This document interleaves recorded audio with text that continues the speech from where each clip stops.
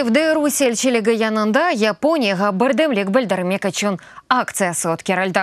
Тешкилетчилер акцияны Шимали топраклар күнүнө багышлады.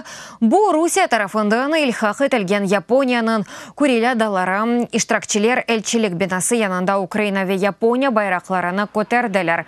Максат Кремльге Курил адалары Япония халкынын улганын хатırlatмак. Фаалиялар Русиянын аракетлеринен зарар көрген мемлекетлер бір-бирине кол тутмак керек олганларына айталар. Північна – це Японія, Крим – це Україна.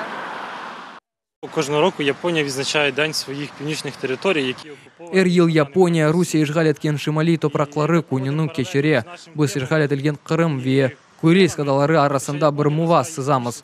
Бу акция кечирип, біз Япония халкына кол тутканымызды көстөрмөгө эстедик.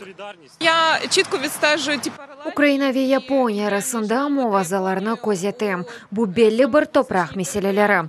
Өз вакытында Кырымны гайып яттык. Русия оны юсузлыкнен бизден чекап алды. Бойлеки бу чок ел эвел Японияда бу девлеттен зарар көрдү. Бизим умумий бір душманымыз бар.